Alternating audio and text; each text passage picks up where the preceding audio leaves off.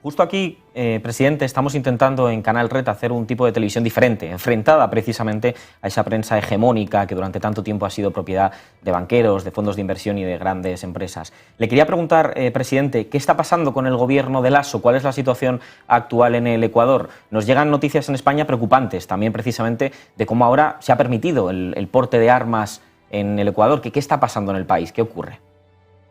El Ecuador lo han destrozado. Ellos lo manifestaron. Su prioridad era que no regrese el correísmo. Así lo dijeron. Lo dijo Lasso, lo dijo Moreno. Apoyaron a un corrupto traidor incapaz como Moreno para destruir al correísmo. Se conocía la corrupción de Moreno por lo menos hace 5 años, su cuenta secreta en el Balboa Bank. Nosotros no la conocíamos, ¿no? Después se descubrió y lo encubrieron, ¿no? Todo este tiempo para que nos siguiera persiguiendo, ¿no? Ahora que explotó en la cara de Lasso su corrupción y su mediocridad, sacaron lo de Moreno para desviar un poco la atención. Las dos cosas son muy graves, pero de Lasso también es algo impresionante, ¿no? Corrupción por doquier, desde Pandora Papers, que lo encubrieron y lo mantuvieron en el cargo. De acuerdo con la ley ecuatoriana, los funcionarios públicos no pueden tener operaciones, dinero, nada en paraísos fiscales. Lasso descaradamente lo tiene, lo han dicho más de 600 periodistas a nivel mundial en el caso Pandora Papers. Debió ser destituido y acusado de perjurio, porque se jura, se hace una declaración juramentada de que no se tiene operaciones en paraísos fiscales para ser candidato, etcétera, pero lo encubrieron, ¿no? Para mantenerlo en el puesto. Luego le explotó un caso gravísimo de corrupción en las aduanas y luego un caso gravísimo de corrupción en todas las empresas públicas donde tenía a uno de sus colaboradores más cercanos, 20 años funcionario de su banco, hasta del Banco Guayaquil, Hernán Luque, que pedía coimas, hay audios, hay videos, hay todo, que pedía coimas para el cuñado de Lasso, para diferentes funcionarios del gobierno de Lasso. Pero algo más grave todavía, se descubrió que había un informe policial que denunciaba influencia, interferencia en narcotráfico en el gobierno de Lasso, pero en su círculo cercano. Rubén Cherres, que era el brazo derecho de su cuñado, que ponía y sacaba ministros, y en lugar de seguir con esa investigación y el correspondiente juicio, se archivó ese informe, obligaron a archivarlo. Se conoce ya que Lasso sabía de ese informe, pero lo más grave todavía, no más grave, pero agravante, para que vea la miseria humana de este pobre hombre, de hace un año nos levantaron a nosotros la narrativa de que éramos narcopolíticos. Hicieron una consulta para manipular a la población y darse un baño de legitimidad porque está por los suelos la popularidad del gobierno y la credibilidad del gobierno. Perdieron esa consulta, dicho sea de paso. Pero los que estamos por el no, la campaña del gobierno fue que éramos narcopolíticos, porque la primera pregunta era extraditar narcotraficantes y líderes de crimen organizado, y los que nos opusimos a la consulta porque era una trampa para manipular al pueblo ecuatoriano, el gobierno, su campaña fue acusarnos de narcopolíticos, cuando los narcopolíticos eran ellos, y Lasso lo sabía, y eso es lo que hemos tenido que enfrentar. Cuando explotó esto, se hizo una comisión multipartidista que demostró la culpabilidad de Lasso y hoy está enfrentando un juicio político. Lasso va a ser destituido para salvar la democracia, porque el que desestabilizó la democracia es él con el fraude democrático y moral que representa. Eso le quería preguntar, Rafael. Lasso va a ser destituido, pero es cierto que no ha disuelto el Parlamento. ¿Por qué ha tomado esta decisión? Entiendo que es para que permanezca en el gobierno alguien que él controle, ¿verdad? Así es, muy sencillo, porque si disuelve la Asamblea, acuerdo a nuestra Constitución, eso se llama muerte cruzada, aunque el nombre es feo, es en verdad anticipar elecciones presidenciales y legislativas. El presidente, de acuerdo con el artículo 148 de la Constitución, puede disolver la Asamblea, pero debe llamar a elecciones legislativas y presidenciales. O la Asamblea, de acuerdo con el artículo 130, puede destituir al presidente, pero se convoca inmediatamente a elecciones presidenciales y legislativas. Por eso se dice muerte cruzada. ¿Por qué no lo hacen? Porque saben que les ganamos por las elecciones. No les interesa el país, les interesa seguir manteniendo el poder y destruir el país, como usted lo ha dicho. Ante su improvisación y su mentalidad, y me quiero extender un poquito en esto, autorizaron el porte de armas cuando toda la evidencia demuestra que eso aumenta la violencia. Yo el país como el segundo más seguro de América Latina, con políticas de desarrollo humano, prohibiendo las armas, controlando porte y tenencia de armas. A esta gente le explotó el país porque todo destrozaron con tal de perseguir a Correa, y la brillante solución es el porte de armas. Sabiendo, la evidencia lo demuestra, la evidencia nuestra, que dejamos el país como el segundo más seguro. En el 2011 se prohibió estrictamente las armas y los homicidios, las muertes violentas por arma de fuego empezaron permanentemente a decrecer hasta que dejamos el gobierno, ¿no? Entonces, contradiciendo la evidencia del país y la evidencia mundial. ¿Por qué lo hacen? Es una psicopatía de nuestras élites. O sea, es sentirse poderoso con un arma de fuego que la pueden comprar las élites. Los pobres no pueden comprar armas. Como la seguridad, no pagan impuestos, no se tiene buena policía, ellos contratan guardias privados. Al final gastan más, tienen peor seguridad, pero se sienten poderosos. Esa es la piedra angular del bienestar de nuestras élites, sentirse superiores, dominar al resto, poderosos, y por eso llevan a la destrucción a todo un país. Entonces, el país está realmente destrozado y la última improvisación irresponsable de un tipo como Lasso, que nunca estuvo preparado para gobernar. Yo escuchaba en la introducción un banquero, uno de los mitos que se impuso es que como es banquero, como ha sido exitoso, entre comillas, el éxito se mide por los millones en el sector privado, va a ser exitoso en el sector público y no va a robar. Primero, no es lo mismo sector privado que sector público. El sector público se requiere, sobre todo como jefe de Estado, un estadista. La rentabilidad social no se mide por las divisas, es multidimensional. ¿Cuál es la rentabilidad de un monumento? Usted tiene que tomar decisiones sobre eso. Primera cosa que debemos tener claro. Supuestamente, el buen administrador privado no necesariamente es el buen administrador público. Yo supuestamente porque tampoco he sido buen administrador privado. El dueño del banco era su cuñado, ¿no? Y lo segundo, que como son multimillonarios no van a robar, debemos entender que el amor al dinero crece mientras más dinero se tenga. La codicia es ilimitada. Y ahí vemos cómo han saqueado al país. Pero bueno, lo han destruido también y hay improvisación tras improvisación, irresponsabilidad tras irresponsabilidad, y la última de ellas es el porte de armas, por los motivos que le digo, ¿no? La improvisación, no saben qué hacer, pero también esa psicopatía de nuestras élites. Sentirse más poderosos, entonces la solución contra toda evidencia propia e internacional es portar armas. Ellos van a poder tener más armas, más poderosas que el resto, y así se sienten superiores al resto. Presidente, recuerdo en la anterior entrevista que le hice, hablábamos precisamente de un caso de secuestro en el que a usted le acusaban de ser responsable. ¿Qué responsabilidad cree usted que tiene el sistema judicial ecuatoriano en la pervivencia de la corrupción y cuánta importancia tiene el lawfare todavía en América Latina y concretamente en Ecuador? Aquí en España estamos viendo también casos de lawfare concretamente desde hace no demasiado tiempo, pero en América Latina ustedes ya son veteranos de esto. Por ese caso de secuestro, el policía que me acusó, al cual no conozco, ya confesó que lo amenazaron con 9 años de cárcel si no me involucraba. Está el video, se lo puedo mandar, está en red.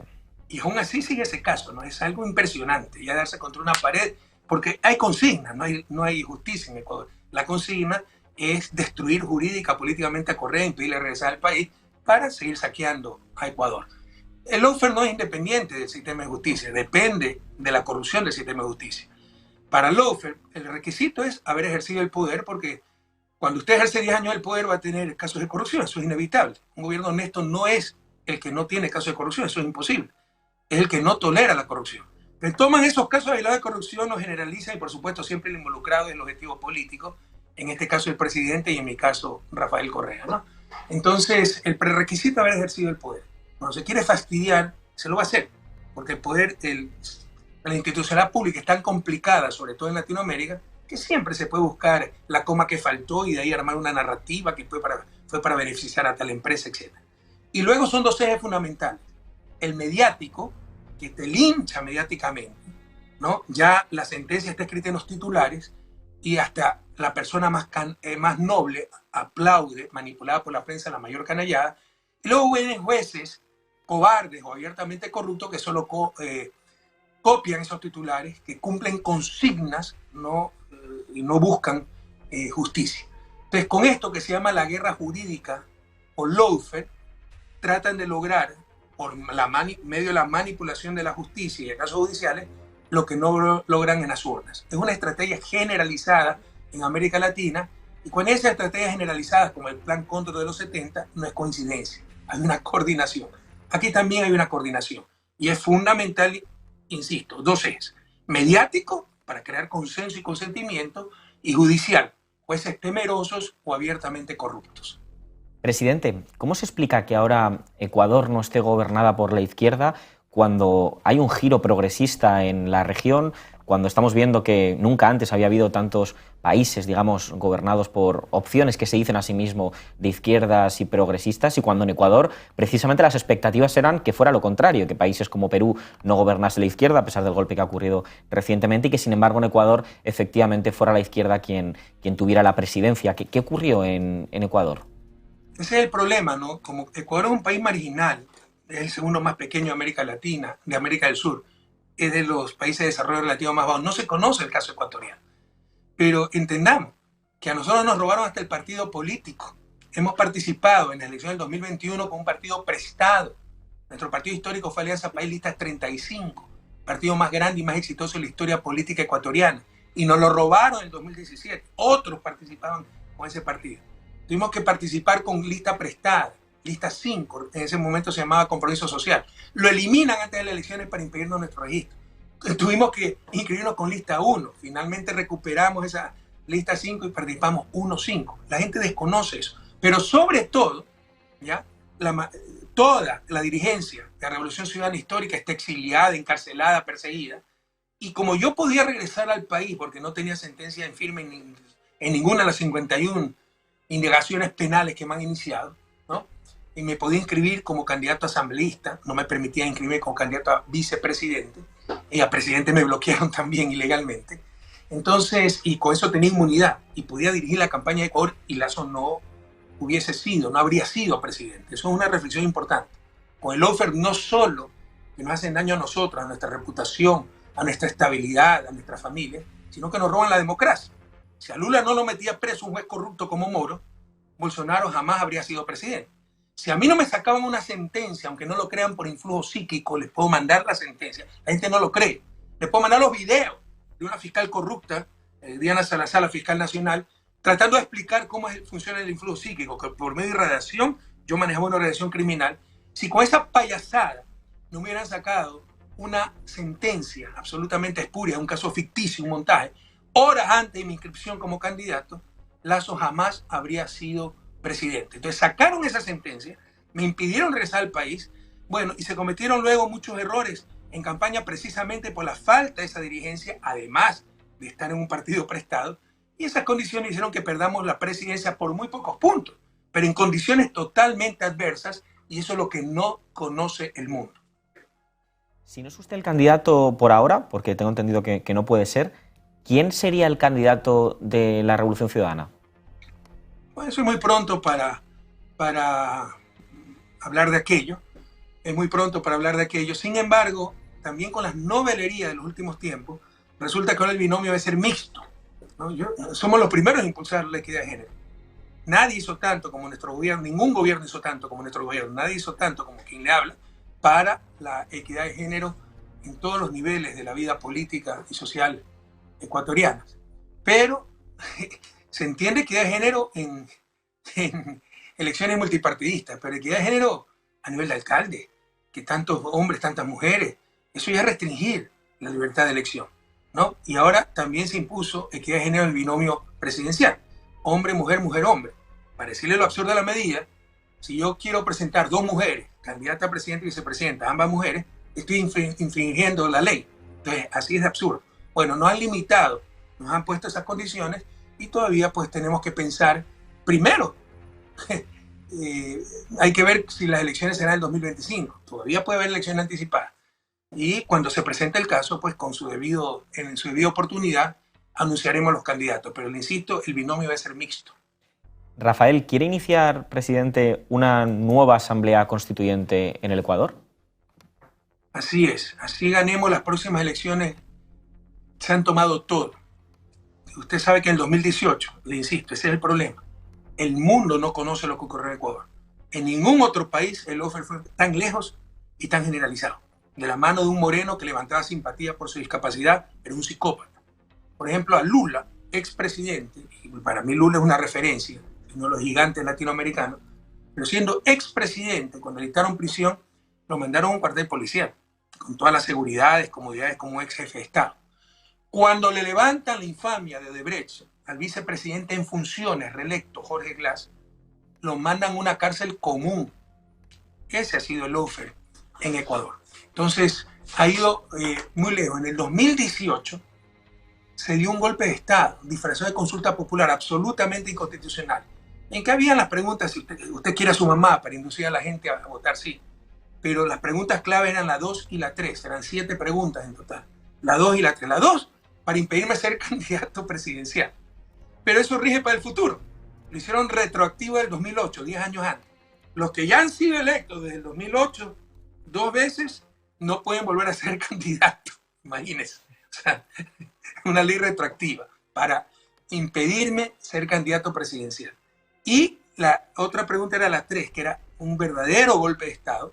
Se apoderaban de un consejo clave que elige las autoridades de control en nuestro país, cerca de 150 autoridades de control, contralor, procurador, defensor público, fiscal, el consejo de judicatura, superintendentes, etcétera. Pero esos consejeros se elegían por concurso nacional de merecimiento. Bueno, manipularon esa consulta para poner a dedo, se llamó el Consejo Transitorio, que además se extralimitó en sus funciones y destituyó hasta la Corte Constitucional. Declararon 6 meses de vacancia constitucional, eso es golpe de Estado, romper el Estado de Derecho, y todas las autoridades que nombraron mañosamente, el requisito fundamental era que odien a Correa y persigan a Correa. Entre ellas, esas autoridades, la Corte Constitucional.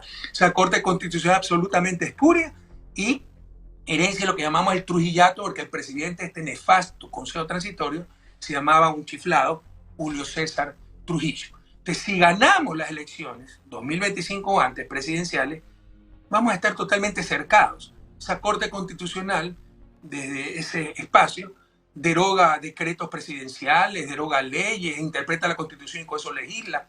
Entonces, gobernarían ellos. Tendríamos que ir a una asamblea constituyente, además de ganar las elecciones, para poder recuperar el país. Si no, se va a poder hacer muy poco, dado que se han apoderado de todo el Estado. Rafael, presidente, ¿representa Leónidas Iza algo diferente al bloque indígena en el país? No conozco a Leónidas Iza, no comparto toda su visión. Sin embargo, me parece un tipo por lo menos auténtico y honesto. Porque ese es otro engaño que sobre todo se ve en España, ¿no? Como son indígenas, son buenos. Los indígenas han sido víctimas. A las víctimas hay que repararlas, hay que reparar esa injusticia, ¿no? Pero eso no las hace superiores a los no victimizados. Eso no les hace referencia del bien y del mal. Eso no les da todas las respuestas, no son ejemplos del buen vivir. Es un grupo humano donde hay buenos y malos, honestos y corruptos como en todo grupo humano. Y la dirigencia indígena de Ecuador estaba totalmente corrompida, totalmente infiltrada. Hay muchos dirigentes que tienen sus fundaciones, los Ponchos Dorados, financiado por el National Endowment for Democracy, que es el brazo financiero de la CIA.